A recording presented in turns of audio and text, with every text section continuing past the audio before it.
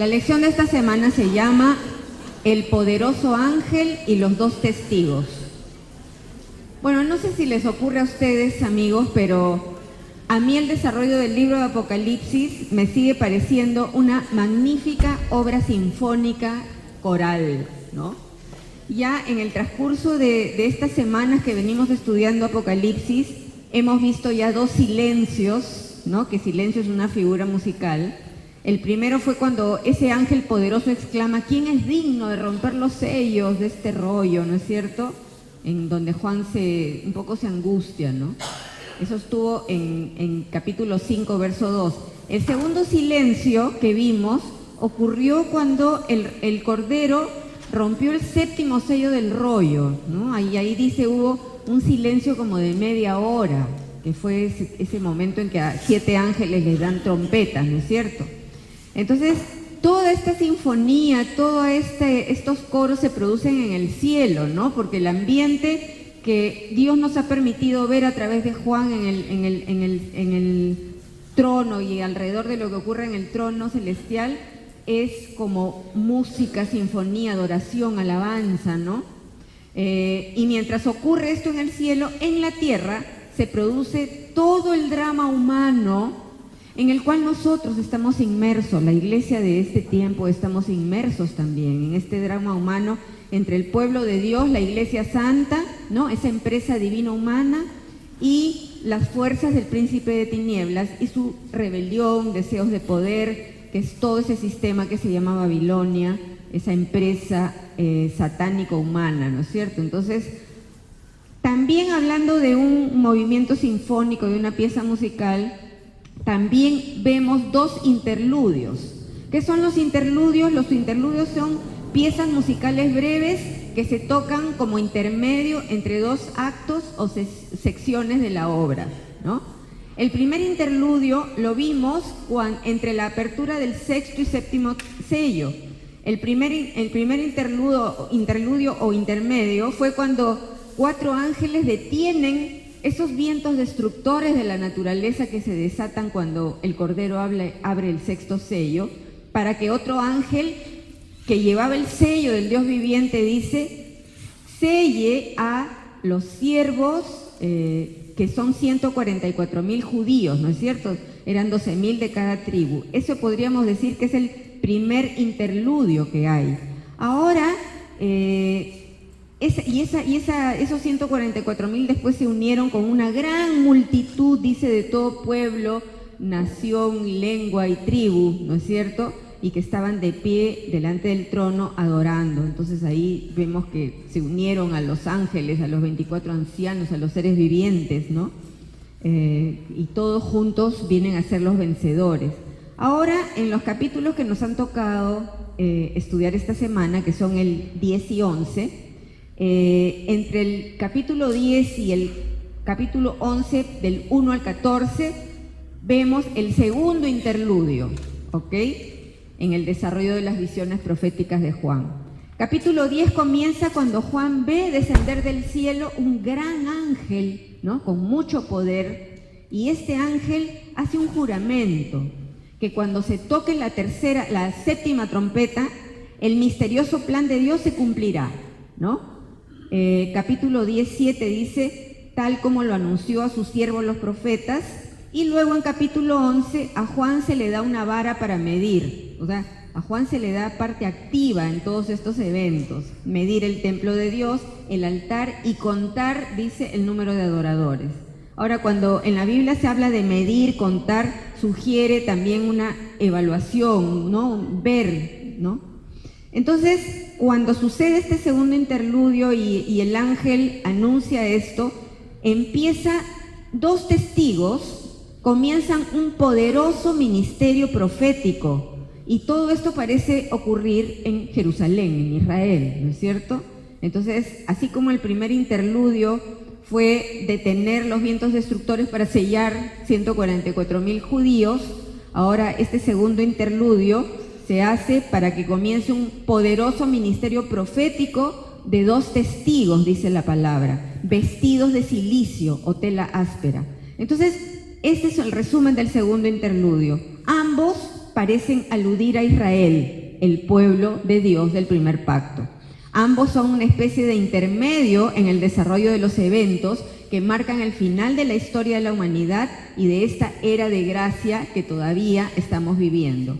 Los estudiosos no se han puesto de acuerdo acerca de la identidad de ese ángel poderoso. Algunos sugieren que podría ser Jesús, ¿no?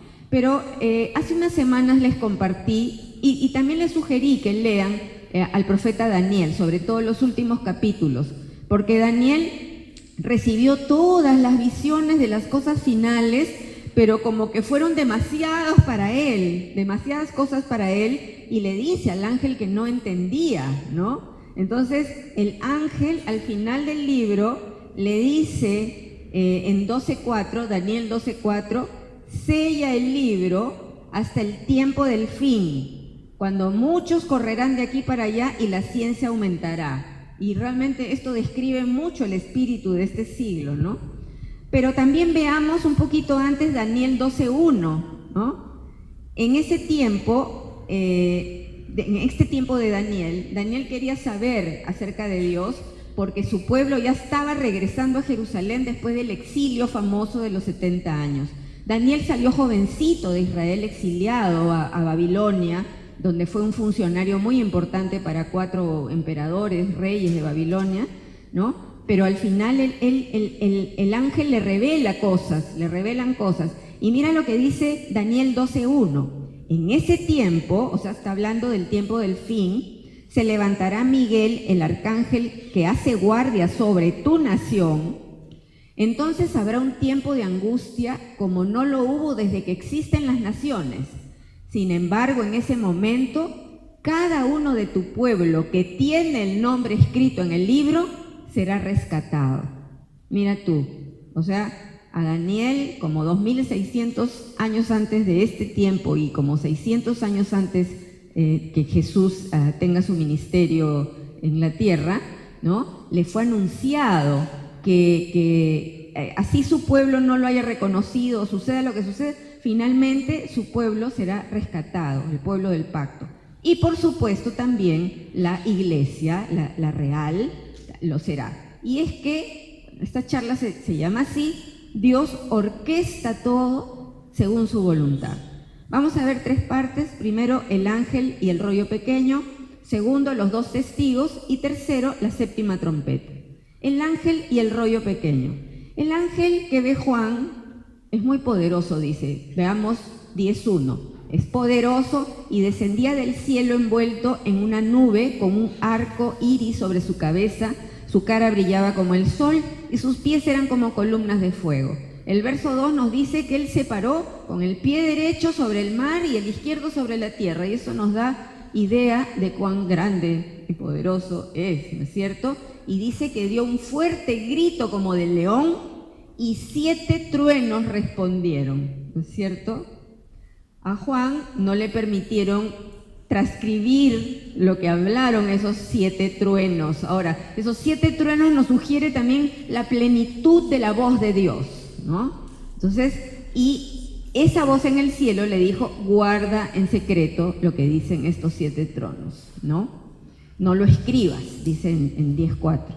Ahora, por supuesto, nosotros sabemos que Dios nos revela cosas y hay otras cosas que no nos las revela.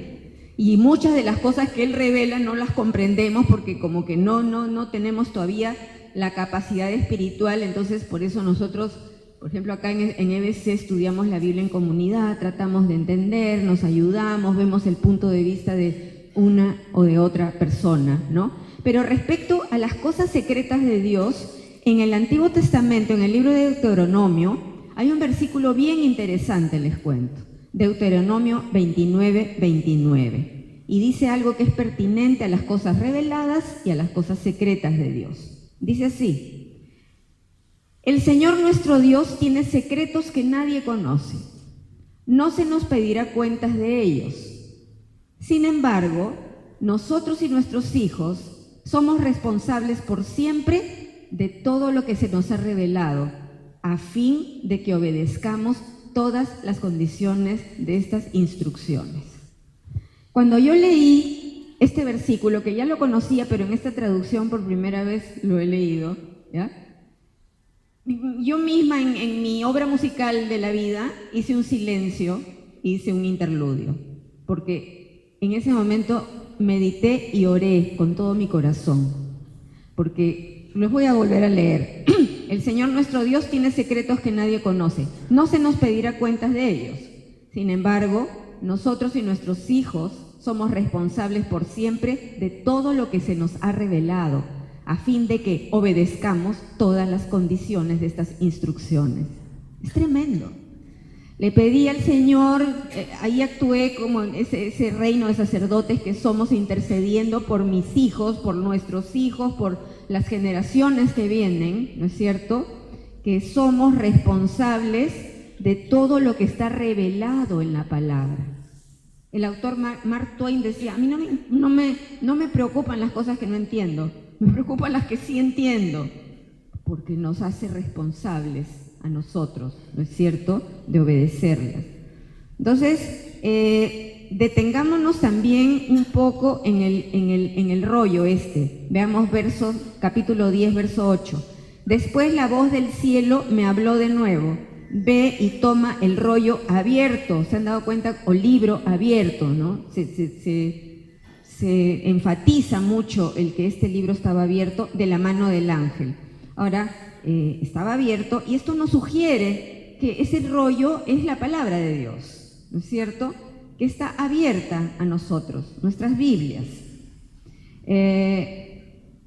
Este libro que nosotros estudiamos acá, semana tras semana, nos hace responsables de leer y obedecer. O sea, acá en EBC el sistema más o menos es lee, medita, aplica. Nos desafiamos nosotros a estudiar la palabra, pero no solo como un mero conocimiento, sino nos desafiamos a llevarla a la práctica, a ponerla por obra, ¿no? Este libro nos hace responsables de leer y obedecer. Entonces ahí entendemos muy bien la voz de la orden del ángel, ¿no? Tómalo. Verso 10, 9. Sí, tómalo y cómelo, le dice. Será dulce como miel en tu boca, pero se volverá amargo en tu estómago, ¿no? Juan lo hizo así y sucedió tal cual lo dijo el ángel, él lo describe. Entonces, en la Biblia, en la palabra de Dios, Dios nos ha revelado muchísimas cosas acerca de Él.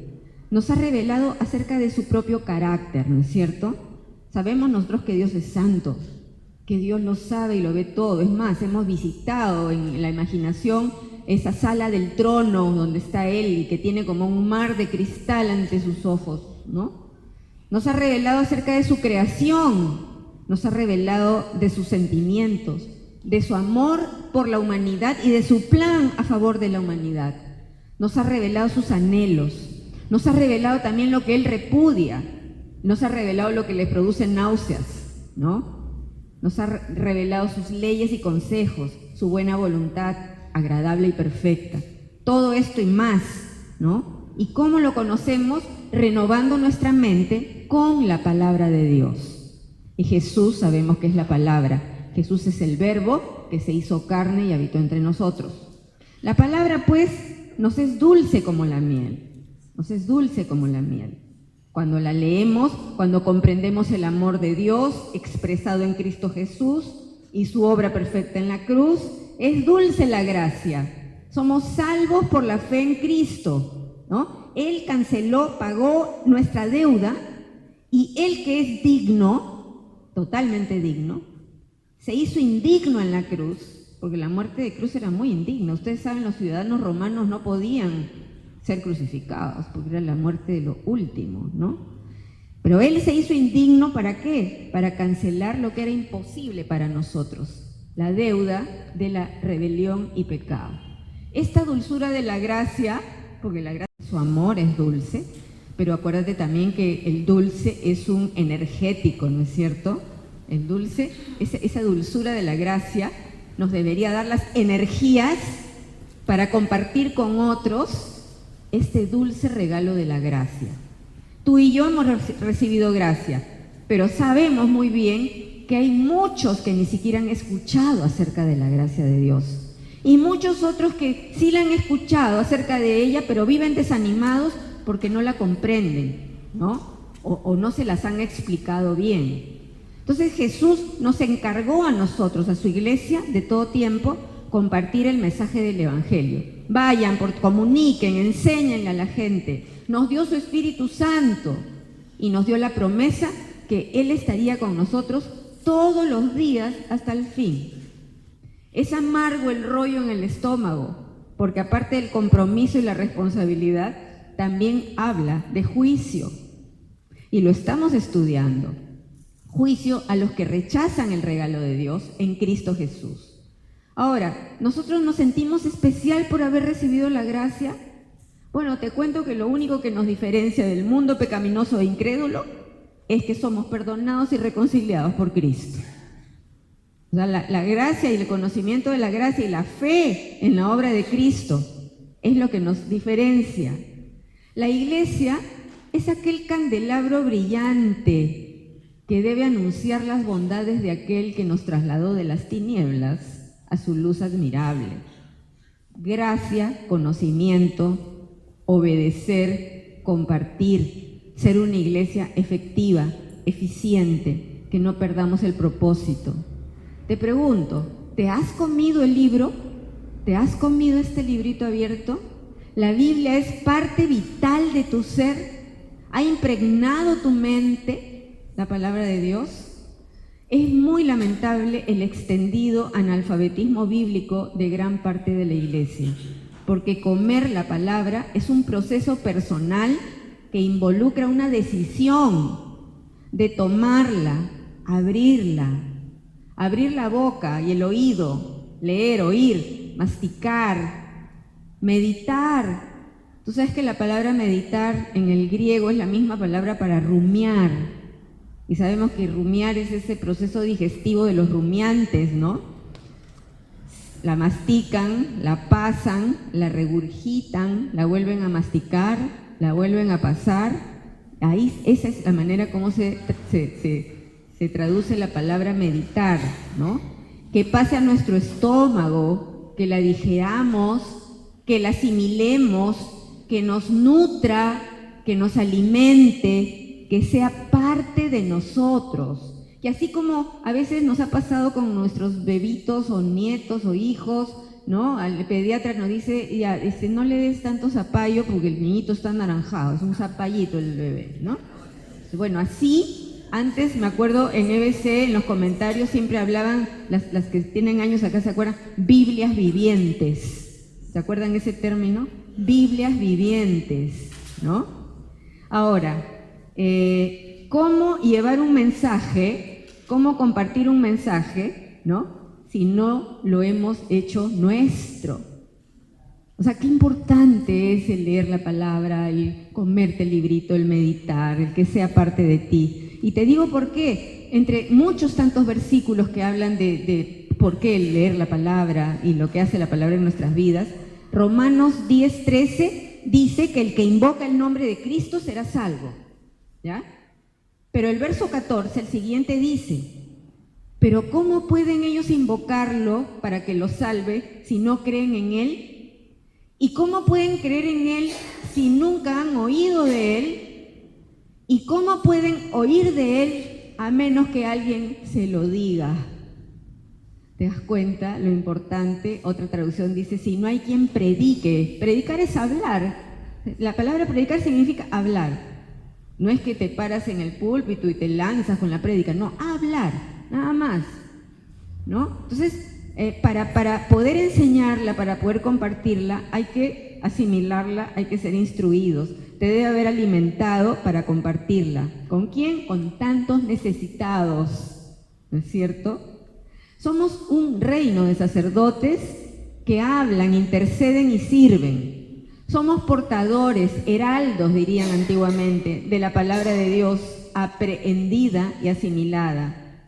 Entonces el ángel juró por aquel que vive por siempre, el Creador, y dijo en 10:6, ya no habrá más demora. Cuando suene la séptima trompeta, el misterioso plan de Dios se cumplirá. ¿Por qué? Porque Dios orquesta todo según su voluntad.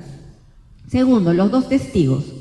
Juan al inicio del capítulo 11 toma parte activa, ¿no? En 11:1 dice, luego me fue dada una vara para medir y me fue dicho, ve y mide el templo de Dios y el altar y cuenta el número de adoradores, pero no midas el atrio exterior porque ha sido entregado a las naciones y lo pisotearán, dice, por 42 meses. 42 meses son 3 años y medio. Entonces, medir, contar, ¿no? Evaluar. Estamos en ese interludio, en ese segundo interludio, y parece que estamos en Jerusalén, ¿no? O sea, quizás está hablando de un templo que de alguna manera está en pie, ¿no?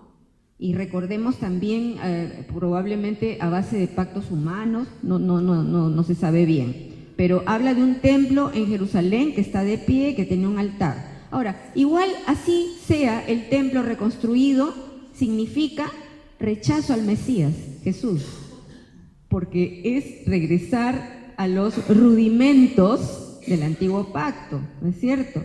Entonces Juan en ese momento oye acerca de 2 testigos, dice vestidos de silicio o de tela áspera, ¿no es cierto? Entonces, y si nos ponemos a pensar, esos profetas del Antiguo Testamento tenían pues esta apariencia, ¿no es cierto? Vestidos de silicio y con un fuerte mensaje profético. Y dice, profetizarán 1260 días, que son 42 meses o 3 años y medio. O sea, siempre se dice que estos últimos 7 años, ¿no? Que algunos le llaman la semana perdida de Daniel, del profeta Daniel, porque hay un número de semanas. Entonces, estos 7 años, la mitad de esos años va a ser de mucha tribulación, ¿no es cierto? Entonces, verso 4, estos 2 profetas son los 2 olivos y los 2 candelabros que están delante del Señor de toda la tierra. 2 olivos y 2 candelabros. Ahora, en el libro de Zacarías, el profeta Zacarías, uno de los profetas menores, que es el penúltimo libro del Antiguo Testamento, Zacarías tiene una visión en el capítulo 4. Habla de un candelabro de 7 lámparas, ¿no? Sabemos que el candelabro de 7 lámparas es tú ves el escudo de Israel y es la menorá, es el candelabro de 7 lámparas, pero también es el símbolo de la iglesia, ¿no? La iglesia es el candelabro de 7 lámparas, las 7 iglesias.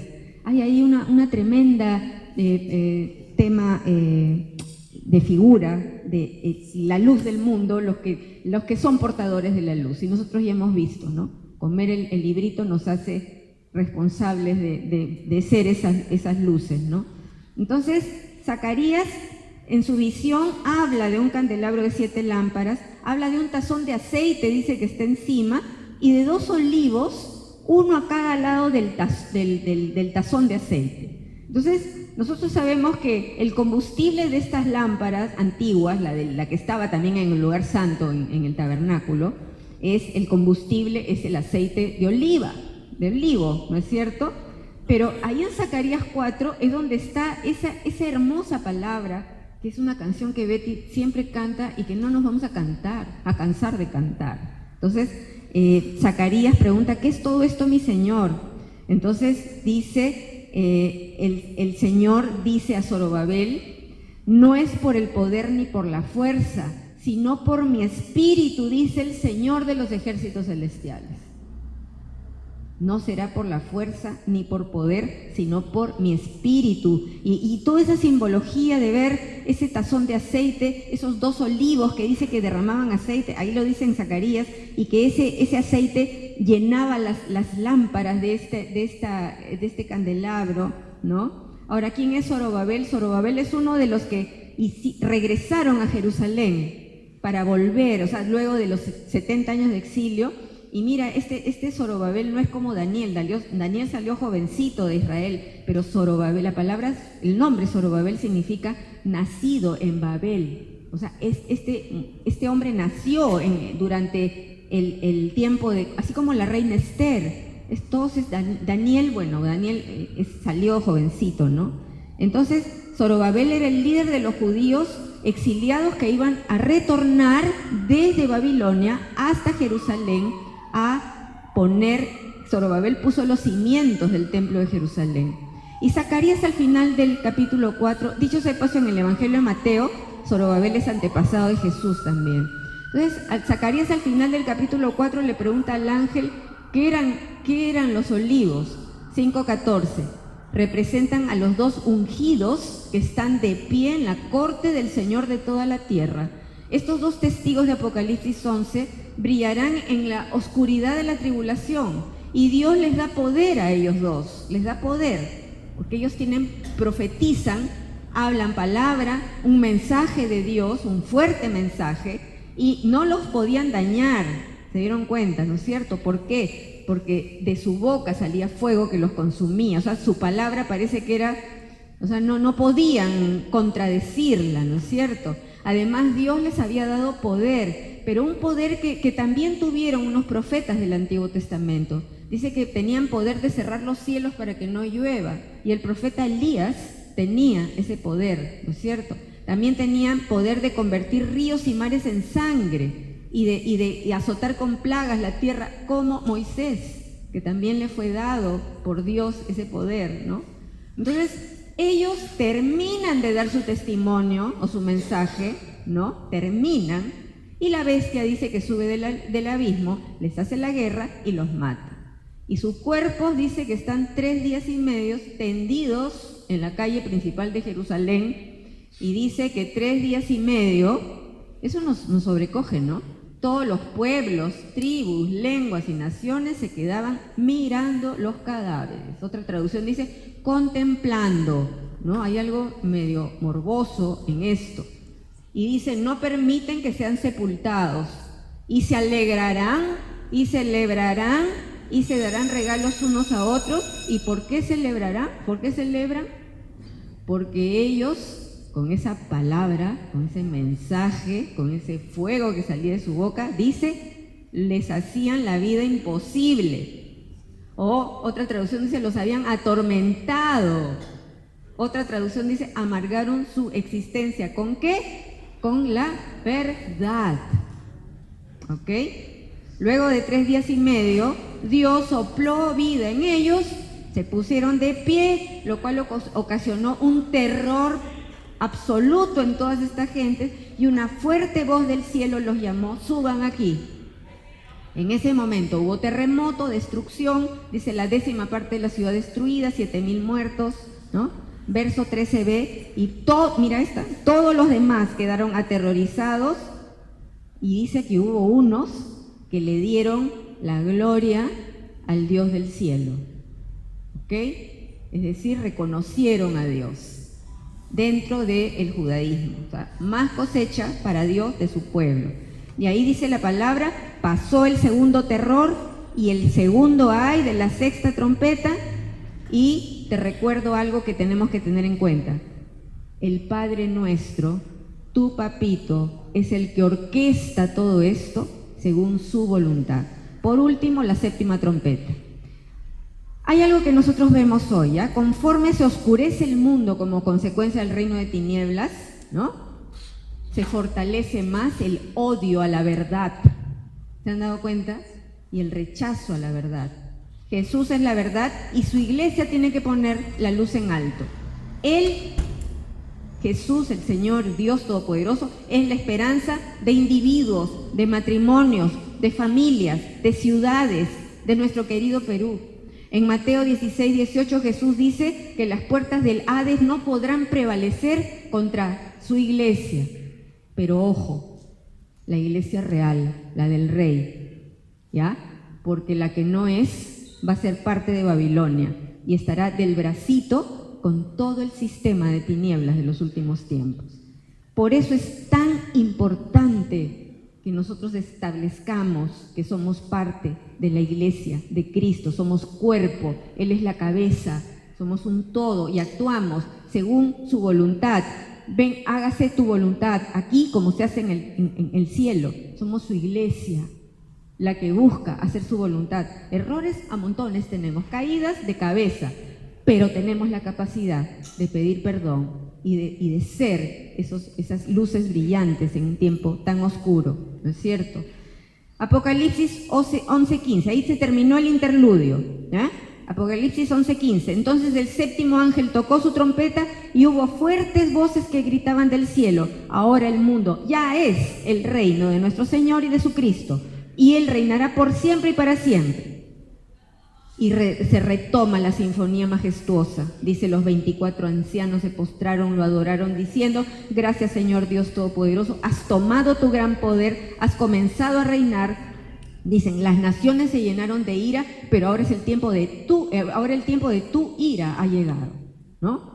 Es tiempo de juzgar a los muertos, de recompensar a tus siervos los profetas, también a tu pueblo santo y a todos los que temen tu nombre, desde el más importante hasta el menos importante.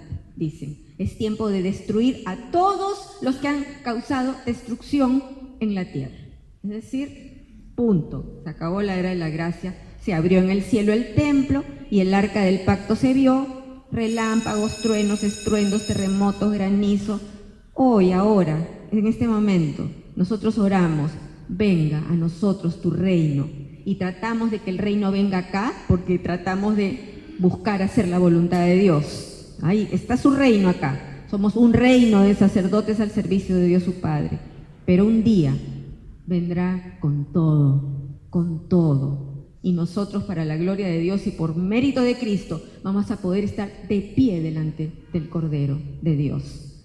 Pablo dijo en 1 Corintios 13:12: ahora vemos todo de manera imperfecta, como reflejos desconcertantes, pero luego veremos todo con perfecta claridad. Conoceremos todo por completo, tal como Dios nos conoce completamente, a ti y a mí. Seamos luz, seamos heraldos del mensaje de salvación, seamos luz, sal del mundo, porque nuestro Padre Celestial, tu Papito Santo, es el que orquesta todo con su soberanía perfecta. Vamos a orar. Bendito Padre, gracias te damos por estas realidades majestuosas, celestiales. Gracias te damos, Señor, por la oportunidad que tenemos aquí de estudiar tu palabra en comunidad, por la oportunidad que tenemos de poder comer ese libro abierto, esa revelación tuya, Señor. Y gracias porque un día lo conoceremos todo, a ella no habrán más secretos, Señor. Gracias te damos, Dios soberano, y te pedimos de manera especial por las situaciones grandes y pequeñas de cada uno de nosotros. Tú conoces nuestras cosas, tú conoces por quienes intercedemos, tú sabes que intercedemos por nuestra descendencia, por todos, nuestra familia, conocidos, personas. Intercedemos por esta nación que tanto te necesita, que está plagada de tinieblas, Señor, y por donde se toca salen ratas, Señor. Padre Santo, a ti te adoramos, te bendecimos, te adoramos, te damos gracias. Gracias de antemano por lo que tú vas a hacer en cada situación. Para ti sea la gloria hoy, mañana, por siempre, para siempre, porque tú eres digno, eres un Dios maravilloso. Gracias por tu revelación y Santo Espíritu de Dios, llena nuestras vidas para poder ser hacedores de tu palabra, no solo oidores. Gracias, Señor, te alabamos, te adoramos y oramos en el nombre del Padre, del Hijo y del Espíritu Santo. Amén. Amén.